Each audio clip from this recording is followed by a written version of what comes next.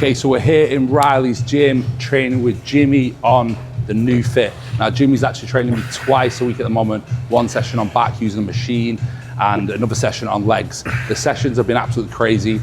We haven't done anything crazy with the volume. The volume's actually been kept pretty basic. We're just kind of, you know, going off what works, and remember, going off what we can recover from. So Jimmy probably explained a little bit more to you about the machine than me. All I know is it just creates a crazy mind to muscle connection, and it's absolutely fucking insane for bringing up lagging body parts. So Jimmy will probably go into a little bit more detail whilst we're training and give you a bit of a lowdown on the machine. So get after it. Let's get it.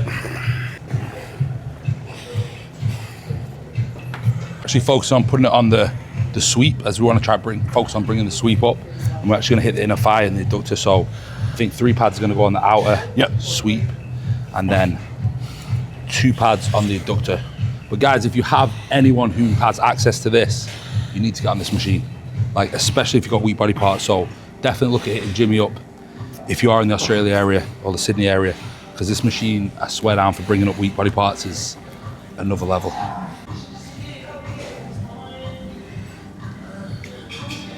Do me a favour, flex your leg. Lock it out like a locket. So it goes in. Yeah. It's just because for the last few years I haven't done heavy presses and shit. It's just mainly been extensions and isolation work. Yeah.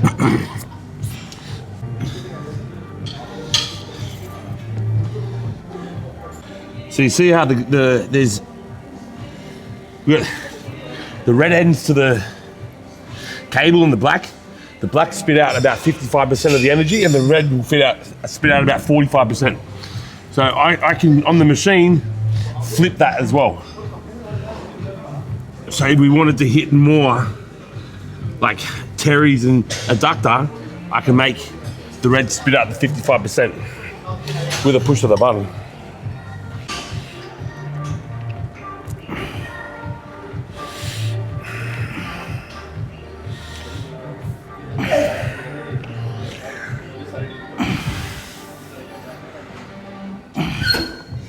With Jamie, because his sets are so intense, we don't turn the machine on until we're at his working sets, which is a lot different to how I usually use it with other clients. But that's just because of the pure intensity he gets out of his sets. Yeah, like with training right now, especially because I've got an idea of show dates, it's kind of like trying to train a little bit smarter than I have in the past. Well, over the past few weeks, like, you kind of get carried away. So now we're trying to get the most out of every single set. So every single set is taken to the absolute fucking limit. And the reality is like most people don't have it in them to do a lower volume approach. Not that this is crazy low volume, but a lower volume approach, because they don't have the ability to take every set to absolute failure. So for example, on an isolation movement, we're going to be doing like 3 sets. On a compound, it'd be sort of 2 sets, but every set is taken to the limit. And then when obviously I've got Jimmy here, I'm able to incorporate force reps as a way to create more intensity. So again, training with someone who actually understands your limitations and your boundaries is also very important, because it'll allow you to take them sets to complete failure and beyond, whilst keeping the mechanics of the movement very, very good.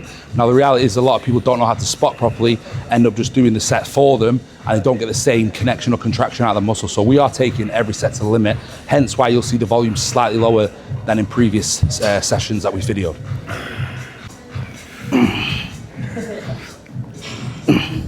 We're going to put that up a touch, just because it's a little bit tight on my knee. God, we're ready?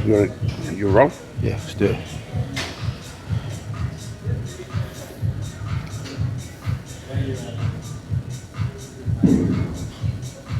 Yeah. Yep. 2.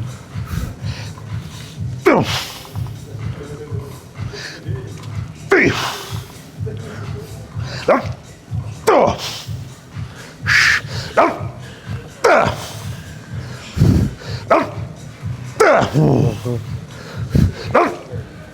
You're going to start to work, okay?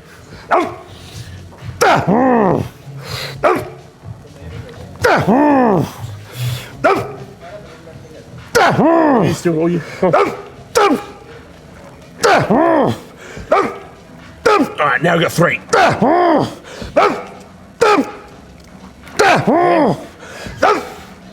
Come on, come on, come on. Work.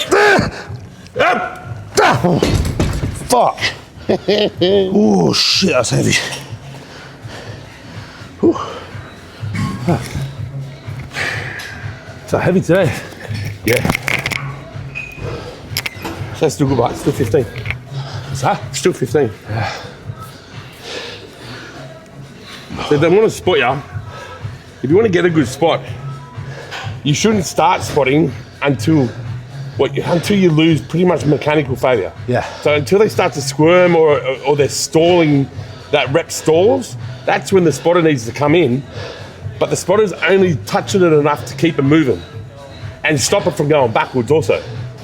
But they don't go in and move the fucking weight up. Yeah. We're not doing negatives either. They're just forced reps. It's like Jimmy's not here to lift the weight for me. I'm going to go to complete mechanical failure, and that's when he's going to jump in and then add to those reps to just take me beyond failure whilst keeping immaculate form. And that's how spots should be done. Too many people just see someone getting close to failure and then jump in too soon.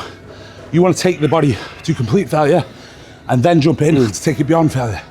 That's how it's done. But the first few spots with the finger, there's not much effort on my behalf at all. Increase that. Okay. So it gets to that 10. As soon as it hits 10, you should be cooked. Yeah, that's what it feels like. Yeah. Feels like I'm getting to 8, 9, 10, and there's nothing left, man. Because a normal person will absorb about 5 to 6 points where you absorb 10. Yeah. So just say we start the set on 30 intensity. By the time you're at 10 reps, you need to be up to 40 to keep it the same level. Yeah. So the frequency hits different fibers. We started with 55, so we call that medium contraction. Second working set, we put it down to 40. So that'd be like adding more weight, a little bit of weight. Yeah. But we didn't touch the weight, we just increased the contraction. And now for the third set, I'm gonna back off the intensity to 75. Yeah. So it'd be like almost a back off set, but holding the same weight. Yeah. So because after that set of like 14, 13, if we leave it on 40, you're only going to get 9, 10. So this way we keep the rep range where we want the rep range based on the hardness of the contraction as opposed to fucking around with the weight. Yep.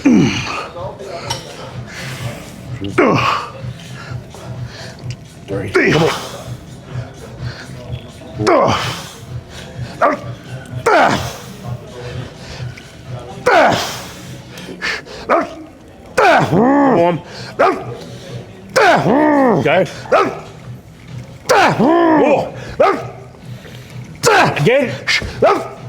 Come on. Go. More. Again. Come on. Again. Pass was 5. 5, 4, 3, 2, get out. Fuck. Fuck, man. Can't even explain this feeling on this machine. It's like just a deep ass contraction. I can't fucking feel my legs are. But it's when the muscle decides to fail, it fails. Yeah. There's a switch. It just goes, bop, I'm done.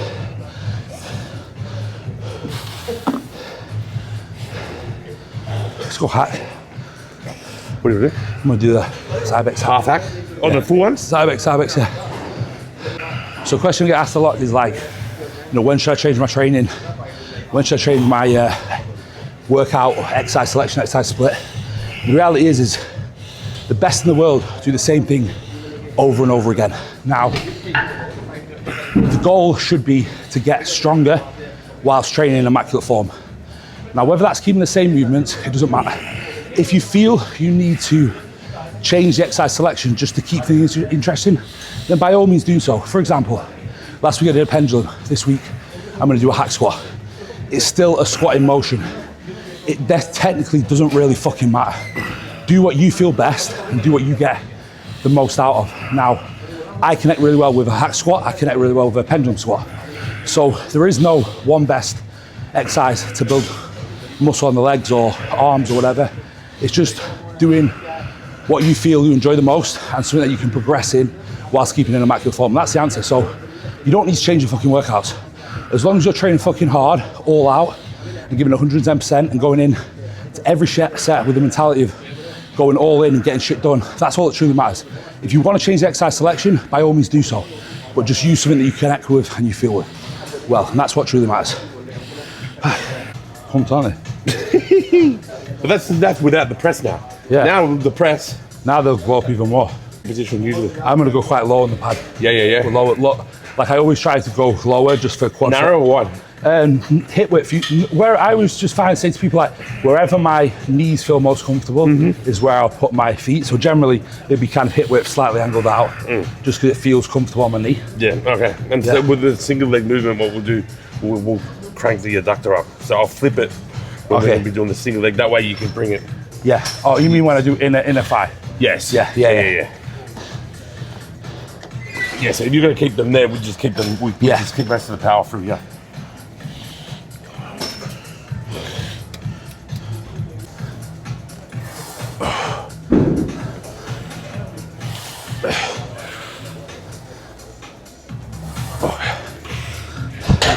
So what I'm doing here, guys, is again, what I'm doing here is slowly building the weight up.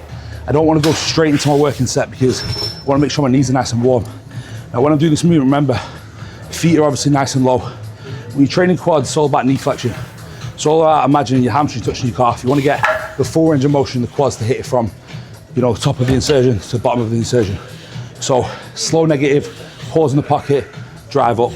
I say this over and over again, and all I see guys just pumping the weight, and the legs are usually slightly weak, so make sure you put in the stress throughout the quad, the entire range of motion.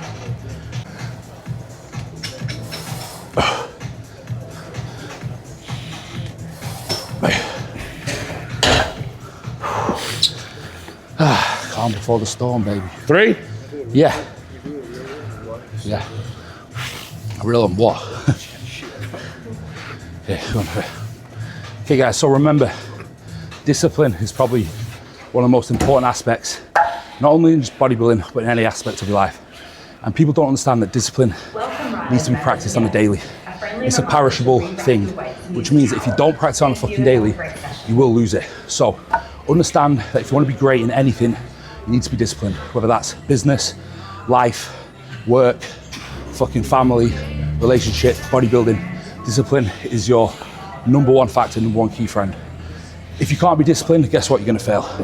So understand discipline is necessary. And like I said, that means doing the shit that you don't want to do on the days where you don't feel like it. But you have to do it because that is what's going to practice discipline. So make sure, if you want to be great, understand discipline is the keys to success. It's as simple as that. Re-education system. This is how it's sold in the States. It's mainly for rehab. We use it for training here. We can still use it for the rehab, but my sole purpose using the machine is hypertrophy. Okay. So basically what we said before, the machine replicates the brain signal that it sends to the muscle with training. In doing so, it can, in the rehab sense, stop muscle contraction. If you're trying to retrain the movement pattern from an injury or you're coming back from surgery or whatever. Or on the flip side, we can make the contraction harder. So using the full belly of the muscle and making that contraction harder is where the intensity comes from for the workouts. Okay, all the muscles get recruited, like we said. So usually when you're training on your own, you'll use about 65% of the muscle belly. Okay, that's the body's natural just percentage point to leave a little bit in reserve if shit gets out of hand and you need an adrenaline dump and a little bit of extra strength. Using the pads on the muscle, it enacts 100% of the muscle belly, saving the joint pain, allowing you to not use as much weight, but use the weight way more efficiently, okay? We also, not so much in Jamie's case, but if there's lagging like symmetry, if you got one leg bigger than the other, if you can get a pump in your chest, but you can never feel your movement in your shoulders, whatever, okay? The machine will help fix those imbalances. So it helps bring the left leg up to match the right, okay? And that's just by using the different muscle fibers that you can't use on your own without the machine. Yep. Easy.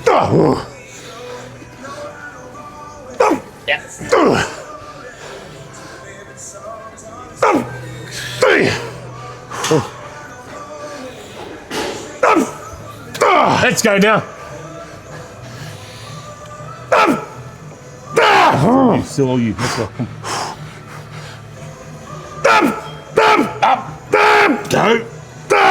You got one more. Better work, motherfucker. Come on, work. Everything you got. Again. Everything. Drive. Yes. And again. Going again. Party time. Come on. Up. It's the first time I failed on a fucking hack for a long time, bro. I ain't failed on a hack squat before for a fucking long time. When you asked for that last one, I did ask for the last one. I was like, okay.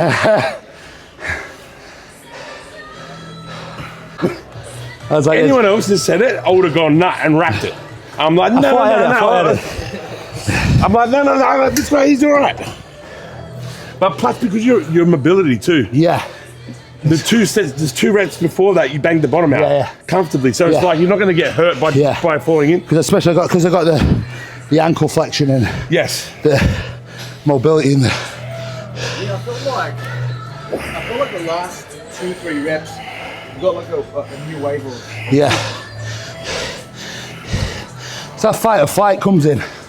I think that's the thing is, it's a good, like people, what they do is when they get to failure, I always say they run away from the pain, they start to speed the rep up and they start to make the rep shitty.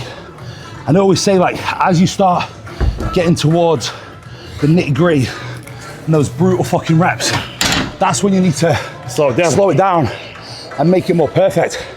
And the reality is that most people are so weak in their mind that they can't do that. They run away from pain. I say with anything, you gotta run towards the pain. You gotta make it fucking harder because it's uncomfortable. And when you get into those uncomfortable positions, that's when you grow. That's when you get better, that's when you develop, mental fortitude, skill, that work ethic, all those things that are gonna make you fucking great. So guys, when it starts to get hard, not in just training, but anything in life, stop running away. Run towards it, go through it, go past it, and you'll come out on top. Basically, stop being a fucking pussy and go in and go after it.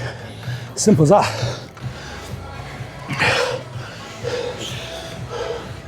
Fuck. Okay, so compounds are 2 sets to complete failure. Okay, so we usually increase the weight a touch on the second set, but they are both sets to absolute mechanical failure and beyond. In isolations, 3 movements. So this is our final set on leg press. Yes, I'm breathing out my ass. Yes, you guys always say, you're so unhealthy. Why are you breathing out your ass in between sets? And the reality is, because I train fucking hard. I train to limits. And those of you who complain and troll and say shit like that, train like fucking pussies and faggots. And yes, I do cardio every day. And I do intense cardio. I'm a Stairmaster. But still, when you push your sets to complete failure, you're gonna be out of breath. And when you're trying to film at the same time, it isn't fucking easy. So, before you guys slagging me off, go get a camera guy, get him to film you with Jimmy, taking your set to complete failure on a nuefit, and then try to speak to the camera after. And soon find out, you probably wouldn't be able to speak. So, stop being a fucking dick and trolling on my Instagram and fuck off. Simple as that. Keep going. Now we work.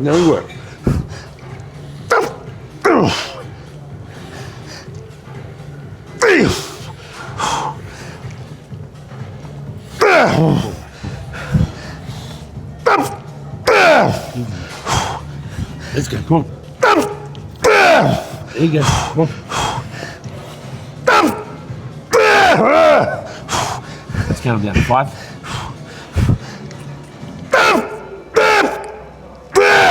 3. Come on, we're gonna get the number. Let's go. Drive it up. Hard.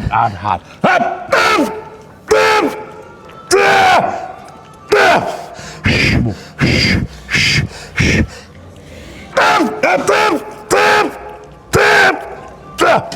Fucking up. Ah! I didn't think I had that last one, man. I probably wouldn't spot.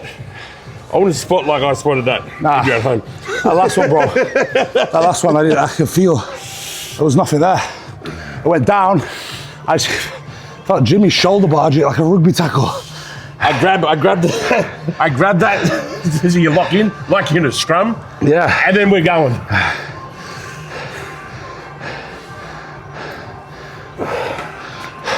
That's a set. So another question I get asked a lot is, how long should I eat my pre-workout meal before I train? And the reality is there's no real answer to that. It's about what you feel the best going into the gym. Like for example, for myself, before I go train any sort of big body part, like back or legs, I generally like around 2 hours before I train to eat my pre-workout meal. Gotta train If there's a hard, small bro. muscle group, like arms, chest, delts, you know, anywhere from 60 to 90 minutes, I find it's perfect for me. But the reality is there's no real perfect time frame. I personally like training like legs on an empty stomach, so give my body at least like 2 hours for my food to digest. Just feels good. And like I said, the reality is do what feels best for you. Don't let anyone tell you that, you know, you must eat 60 minutes before training. There's no real answer to that. Remember, bodybuilding isn't black and white. We have to do what we feel best. And that comes into all things like recovery training, you know, meal timing, and so on. So that's just my 2 cents on it. Rule of thumb for myself, around 90 minutes before a normal body part, and any big body part around 2 hours, like back and legs, I feel is ideal for myself. So like I said, guys, do what feels best for you. That's what truly matters.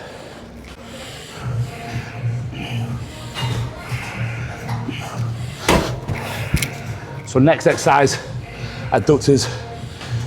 Now adductors is one of those body parts where many forget, but it's actually probably one of the best or most important body parts to making your legs look big. Bigger the adductors are, less gaps. So you see guys who look like they have absolutely massive quads, usually have huge adductors. So placing your adductor movement in specific times you work out will kind of determine, you know, where you hit. Like for example, I'm doing quads first, and then I've gone into adductor movement because I'm going into my hamstrings. So I just find that my hamstrings feel fuller and feel more lit up.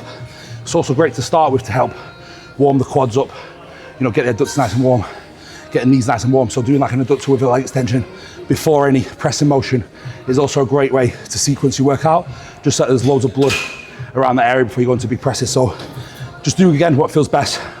For this sequence, I've put it in the middle of my workout, just so that my adductors are blown up before I then go into some hamstring movements. So I always alternate it to what feels good. But remember, bigger your adductors are, bigger your quads look. Okay, hold it in. Tell me when. Yep.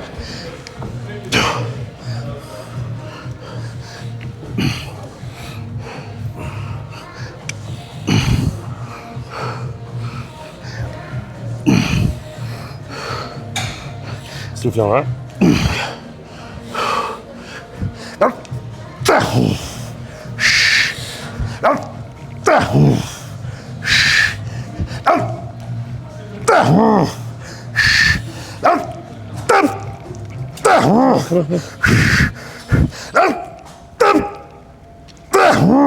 More.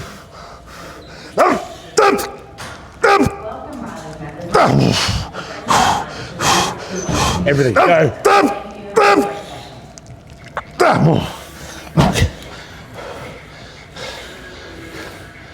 Remember, we're still going into adductors with the same intensity that you go into a squat or a leg press or a leg extension.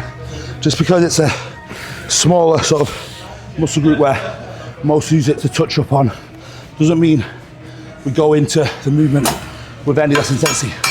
We're going into the smaller body parts with the same focus, the same drive, the same intensity as any other body part, and we're just going after it.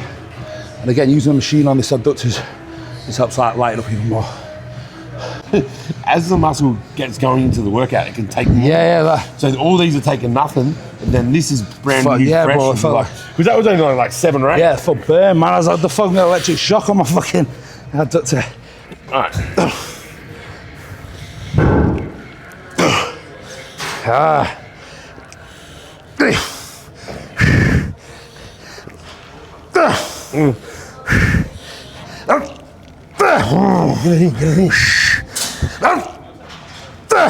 Good traction. More. Come on, push. Again.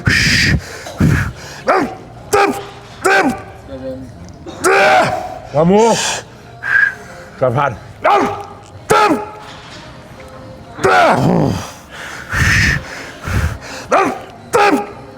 Come on. That was miles harder. I felt that a lot more on the machine. It's weird because with this machine, it's like, I don't know, but like I feel like you hit failure, and then when you start to come in the spot, it's like you feel like you're pushing against a brick wall, but you're still getting the connection. Yeah. You know what I mean? It's like those last 3 reps, I feel like I'm just pushing.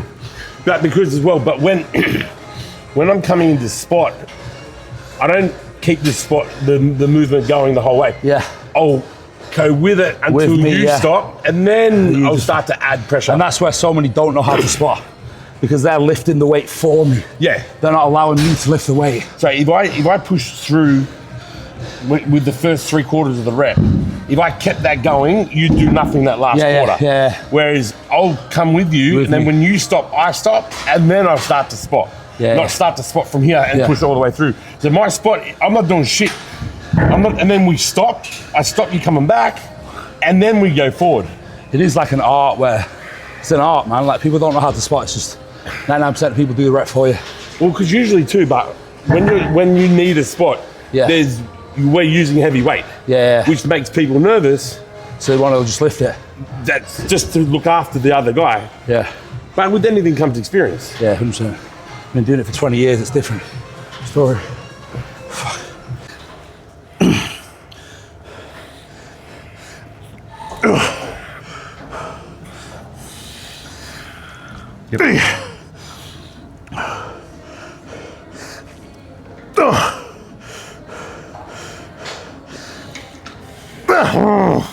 Cool. Yeah, we work. Harder. Don't give it up. Let it touch. Again.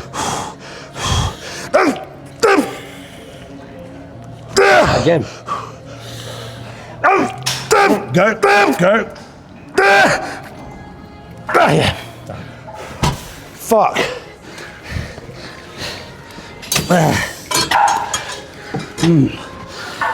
That's mad. Yeah, that felt much harder today on my adductors. Hamstring curl. Hey? Hamstring curl. Yep.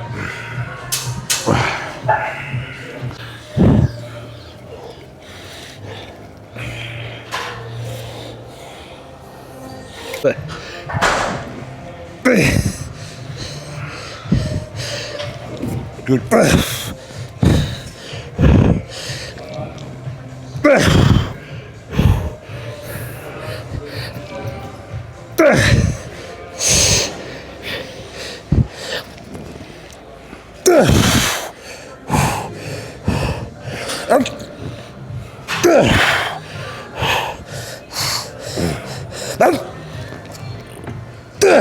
Come on.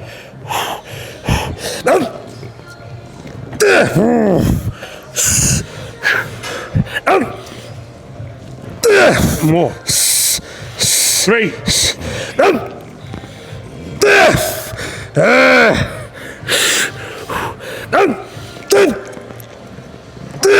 Come on, James. Come on. More. Up. One more. Come on. Fuck.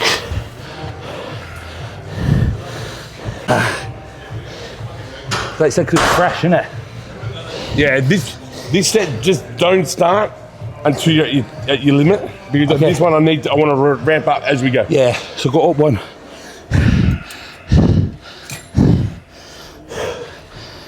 So 3 sets on the hamstring curl here, isolation. Like I said, 3 sets on isolations, 2 sets on compounds. Just making sure we, train, putting as much stress and tension on the muscle as possible. So not really throwing any reps away, just getting those force reps when needed. And again, going into every set with the same intensity as any compound movement. So regardless of it's a isolation or compound, we go all in. Now, happy there? Yep.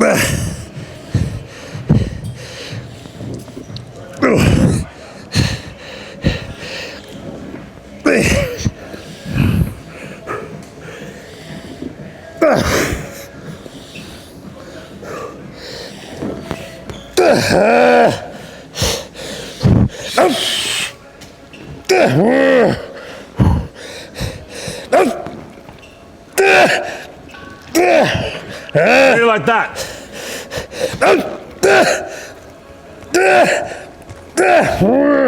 Two.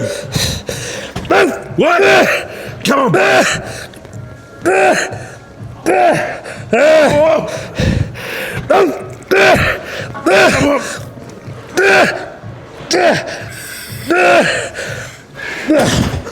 Fucking hell. So sometimes, like, as well, you have to be smart with the sequence. It's like, we went into the fucking hack squat, failed on the hack squat, did some brutal leg presses. It's a complete failure. Now, usually, in my last sequence, I went to a high and wide leg press to hit the adductors. But after those 2 pressing movements, this is where it takes like an experienced athlete or bodybuilder to understand that me going now into a high and wide leg press, I'm probably not gonna get what I need to out of it. So either doing a stiff leg or a single leg is probably gonna be more beneficial, because I know that I've probably taken my sets almost even more intense than last week, maybe because we're filming, maybe because Jimmy knows how I'm kind of training after our first sequence. We've been able to go after the sets a little bit harder, which means coming towards the end of the session, we've also got to be smart.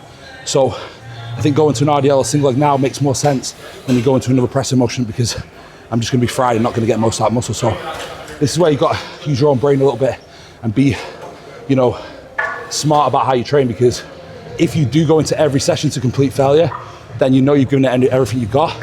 But if I go into a movement that is maybe I'm not going to get the most out of muscle, and I need to change it and adapt to the way I'm training. So you got to adapt as you know and you feel your body. So going to go into an RDL now. So like I said last week, the sequence was a high and wide leg press, but I do a hamstring dominant day where I did both on Monday, where I did both an RDL and a high and wide leg press. So on my second quad day, again, it just depends on how I feel towards the back end of the session. So I opted to go for a stiff leg RDL, because I don't think I'll have enough in my hamstrings to get the most out of another pressing motion, especially after doing a hack squat and a leg press to complete failure. So again, just being smart with the sequence. Gonna go on an RDL here and see how that feels. Blow out. Tell me when. Yep. You want more? Yeah. There you go.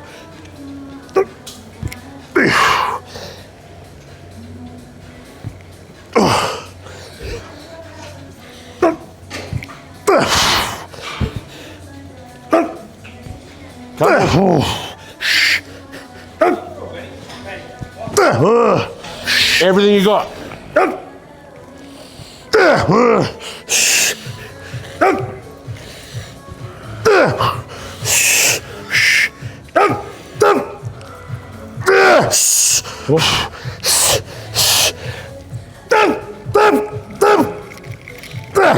Vamos. Yeah. Fuck. I got 2 on there. I felt nice for that rep range. Let's see.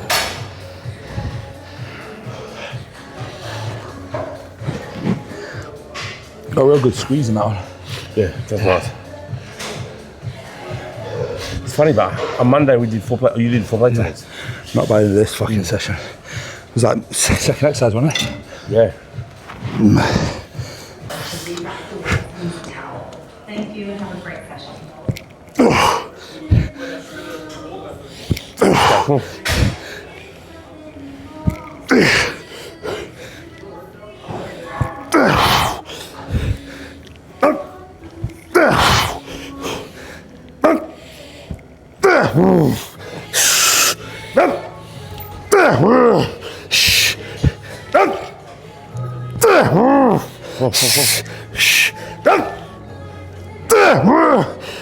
More. Still you. We'll keep going. Again.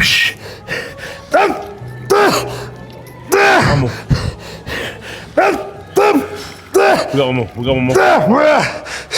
Last one. Everything drive it. Fucking hell.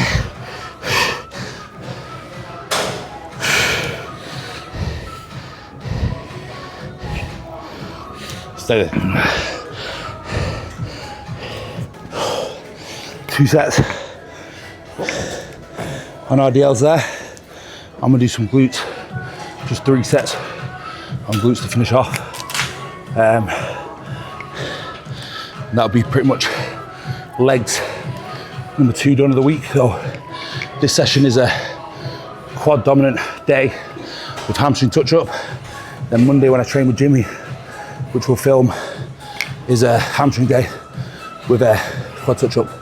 So me and Jimmy are going to be training together on Mondays on legs, going back to back, which we'll film. And then, because Jimmy's going to get ready for the Masters National, so keep on the watch out for that, because we have a goal in mind, don't we? To do something that's never been done before. So that's going to be good. And obviously we'll film some back sessions together as well. So like I said, if you want to get on the nuefit, hit Jimmy up. I'll tag him in the YouTube video. Honestly, if you've got a weak body part, get on this machine and get trained properly, because there's very, very few quality trainers out there that have the ability and have the experience to push you way above and beyond your limits. But also very few know or have this machine. So if you've got a weak body part, definitely hit him up.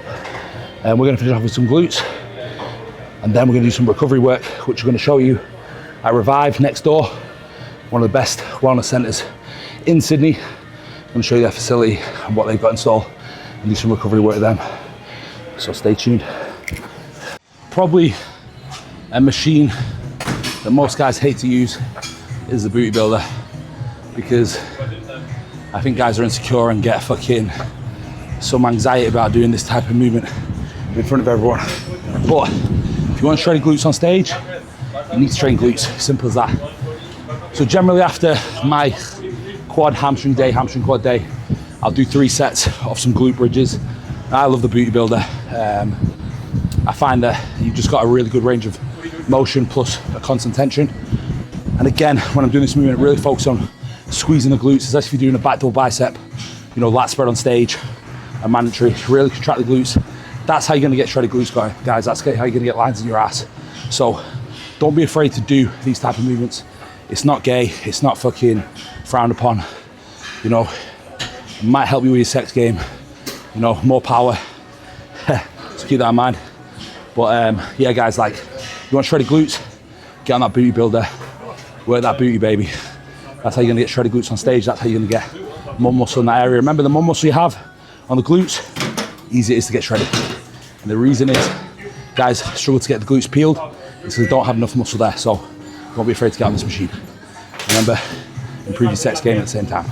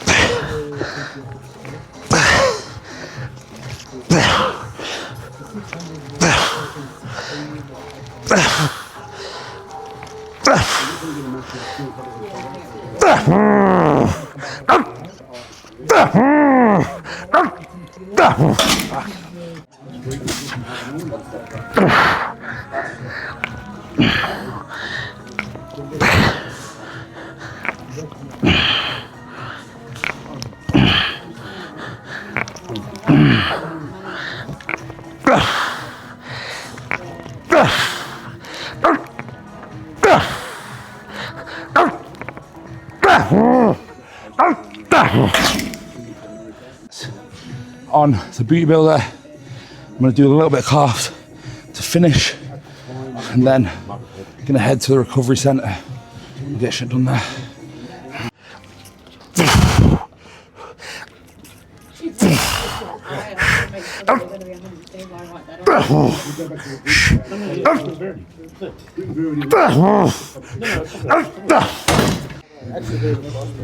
That's cool. Yeah.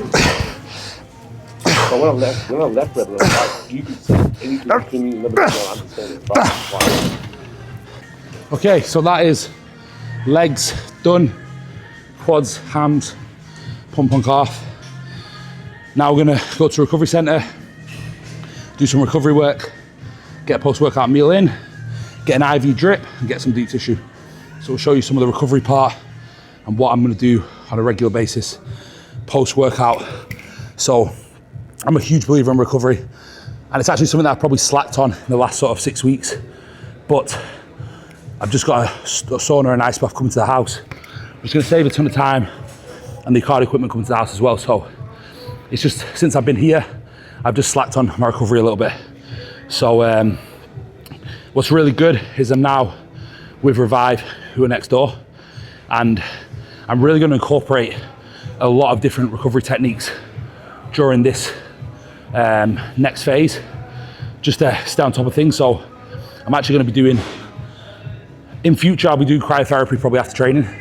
Now, I know there's lots of controversial on doing ice baths and cryotherapy post-workout, as they say, it diminishes inflammation and we want inflammation in the muscle. But these people don't understand that we're also taking a ton of PEDs. So we are inflammation. So, you know, it's all these studies that are done on X, Y, and Z, in my opinion, mean fuck all, because they're not done on people taking, you know, 1 to 2 grams of anabolics a week, which kind of changes everything, you know?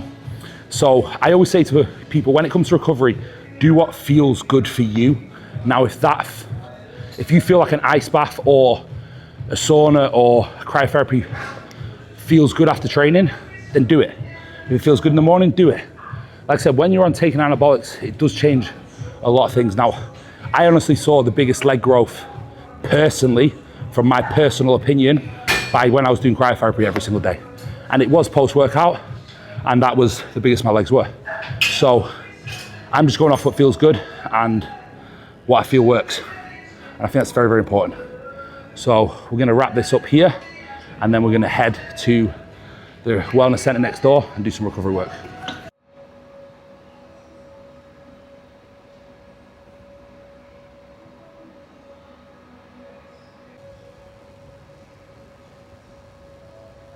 Okay guys, so post-workout, 30 minutes in the infrared sauna.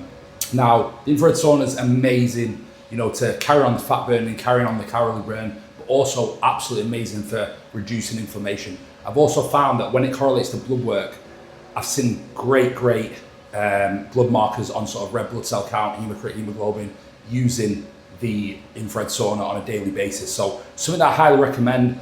Now, I personally like to do it in the morning post-cardio. I feel like once you do it after cardio, you actually can increase that calorie burn, that fat burning, because your heart rate stays elevated. But I'm also incorporating it post-workout just because Revive, the wellness center, is right next to the gym, which is an amazing facility to have. You need to check out this place in Sydney, guys. Revive Wellness Center is next level. So what we're gonna do, we've done 30 minutes in here, we're gonna go straight to the ice bath. We're gonna get about 2 to 3 minutes in the ice bath. Jimmy's actually recommended I stay submerged for 2 minutes and then just keep my legs in for another minute. So we're gonna do that right now, and then we've got an IV straight after. Okay, so 2 minutes in the ice bath, gonna get fully submerged in there. Again, I've found that this is absolutely amazing for recovery, reducing inflammation, especially after leg day. Now I know guys preach about don't do ice bath, don't do cryotherapy after training because you're gonna, reduce inflammation, want inflammation in the muscle. But remember guys, we're taking anabolics, so we are inflammation. Now I always say, when it comes to recovery, do what feels best for yourself. For me, doing the ice bath post-workout makes me feel amazing. It also, I feel like, helps with my recovery so that I can go train legs again quicker. So 2 minutes in here, I'm gonna freeze my balls off pretty much. And then I'm gonna stay 1 minute with just my legs in. So it's gonna be pretty brutal. But this, I actually use as mental strength training. I think to myself every time I'm in here, it ain't gonna be fucking easy. It helps me get mentally strong, and I actually use this to kind of, increase that mental strength and that discipline of just getting in the ice bath, getting shit done, and staying in there when it's not fucking easy. Remember, do things that are uncomfortable. That's what's gonna make you better. So let's do it. I fucking hate this shit, bro.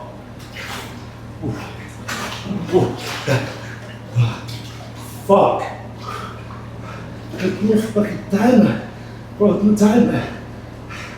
There's no timer. Give me a timer there. No. Put it up. I got a timer. How long? 2 minutes. Go. No, fucking been like 30 seconds. Usually there's a timer on the wall. Initial shock when you get in here, that's horrible. And then when you get like calm and you control your breathing, it gets easier. Man, I feel like fucking over time you just get better at it. This is my first week of the ice bath. I remember I started off like, when I was in Dubai, I started off like 60 seconds, and I do like 92 minutes.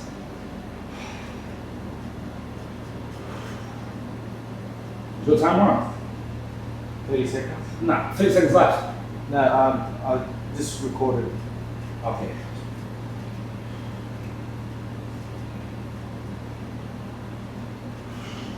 It just feels nice on the legs. I feel like it's so nice.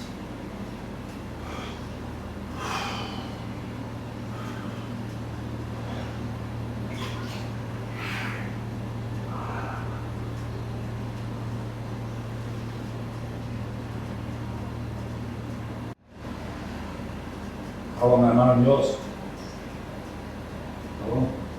I restarted. Fuck's sake, bro. Been 3 minutes easy. Nah, I haven't been 3 minutes, bro, because I just did a minute on mine. I just not recorded a minute and 30 seconds.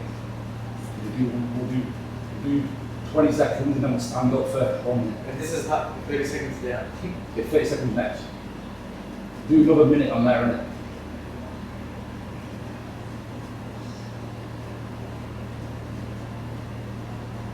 Oh no. 35 seconds.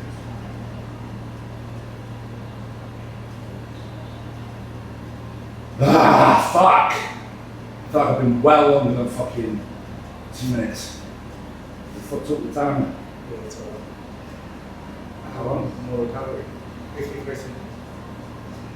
Okay, so that is legs done. Just gonna get a post-workout meal in, and then I'm actually gonna do some IV therapy here and just get a glutathione IV drip. So post-workout meal going in. Guys, make sure you like, subscribe, comment below, tell me what you wanna see. Plenty more content coming soon. So subscribe, like, and see you guys soon.